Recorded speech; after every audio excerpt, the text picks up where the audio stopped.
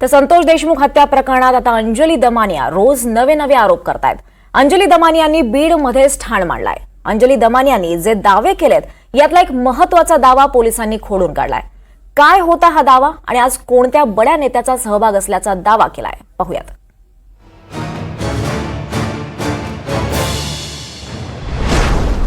दमानियांचा दावा की स्टंटबाजी।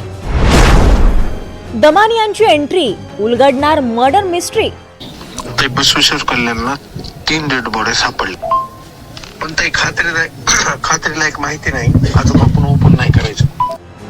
संतोष देशमुख हत्या प्रकरणातल्या फरार 3 आरोपींची हत्या झाल्याची एक व्हॉइस नोट अंजली दमानियांना व्हॉट्सअॅपवर आली आणि देशमुख हत्या प्रकरणात नवी खळबळ उडाली। ते बसवेश्वर कल्याणला 3 डेड बॉडी सापडले, पण ते खात्रीलायक माहिती नाही। अजून आपण ओपन नाही करायचं। परत एकदा ते बसवेश्वर कल्याणला 3 डेड बॉडी सापडले, पण ते खात्रीलायक माहिती नाही। अजून आपण ओपन नाही करायचं। हे कोणाचा फोन आहे, कुणी केलेला आहे? हा एका व्यक्तीने काल रात्री 11:15 फोन केले, आधी फोन केले। माझा व्हॉट्सअप कॉलवर माझे अननोन नंबर सायलेन्स होतात म्हणून त्यांनी व्हॉइस मेसेज टाकले। अंजली दमानियांनी केलेल्या या दाव्या प्रकरणी बीड पोलिसांनी आता दमानियांनाच नोटीस पाठवली आहे। स्थानिक गुन्हे शाखेचे पोलीस निरीक्षक उस्मान शेख यांनी ही नोटीस बजावली आहे। तसंच ज्या मोबाईल नंबरवरून व्हॉइस मेसेज आले तो मोबाईल नंबर, व्हॉइस मेसेज सह इतर माहिती आणि पुरावे द्या असंही या नोटीस मध्ये लिहिण्यात आलंय। मला काल एक संध्याकाळी पत्र आलंय आणि त्याच्यात त्यांनी अशी मागणी केली की तुम्ही जे मीडिया पुढे विधान केलंय त्याचं तुम्ही आम्हाला जी माहिती आहे ती पुरवली तर बरं होईल।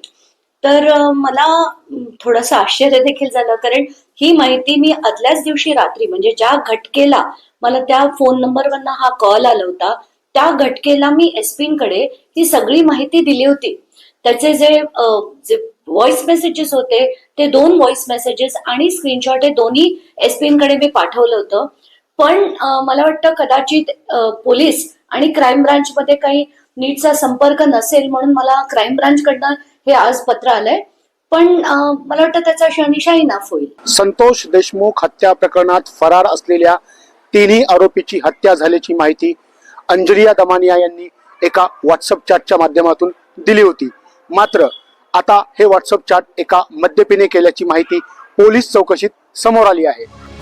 सीआयडीला देशमुखांच्या आरोपींच्या गाडीत 2 मोबाईल फोन मिळाले। यातला डेटा रिकव्हरीचं काम सुरू आहे, पण याबाबतच अंजली दमानियांनी एक नवा गौप्यस्फोट केलाय।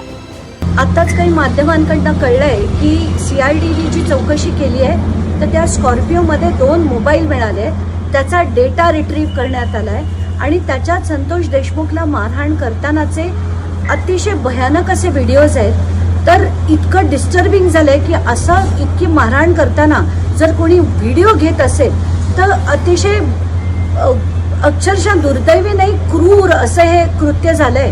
पण आणि एक महत्वाचा मुद्दा म्हणजे त्याच्यात एका बड्या नेत्याचा फोनवरचं संभाषण झालंय। हे जेव्हा कळतंय तर हा बडा नेता कोण, तात्काळ आता 1 तासात त्या बड्या नेत्याचं नाव जाहीर करा, कोणाचा फोन त्या नंबरवर होता, ताबडतोब हे डिटेल्स बाहेर आले पाहिजेत, कारण हा बडा नेता कोण आहे हे आपल्या सगळ्यांनाच माहिती आहे। संतोष देशमुख हत्या प्रकरणात अंजली दमानियांनी एंट्री घेतली आहे। थेट देशमुखांच्या आरोपींना अटक होत नाही तोवर बीडमध्येच ठाण मांडणार आहे। दररोज 10 ते 12 जिल्हाधिकारी कार्यालयाबाहेर तथ्यशोधक आंदोलन करणार आहेत। तर येत्या काही दिवस जोपर्यंत धनंजय मुंडेंचा राजीनामा होत नाही, जोपर्यंत वाल्मिकी कराडांना अटक होत नाही आणि 3 आरोपी जे फरार होते ज्यांची आतापर्यंत काहीच माहिती मिळत नाहीये त्यांना जोपर्यंत का तर अटक किंवा त्यांच्याबद्दलची माहिती जोपर्यंत जाहीर होत नाही तोपर्यंत बीड न सोडण्याचा निर्णय मी घेतलाय। तर रोज 10 ते 12 कलेक्टर कार्यालयाच्या बाहेर आम्ही थांबणार। जे लोक आणून माहिती देतील अशा लोकांकडनं माहिती घेऊन तिथे जाऊन तथ्य शोधून एक गोष्ट आम्ही बाहेर काढणार। संतोष देशमुख हत्या प्रकरणात अंजली दमानियांनी अनेक गंभीर आरोप केलेत। दमानियांनी केलेल्या दाव्यात किती तथ्य आहे हे पोलीस चौकशीत समोर येईलच, पण देशमुखांच्या हत्येत कुणीही राजकीय पोळी भाजून घेऊ नये। स्वानंद पाटील, NDTV मराठी, बीड।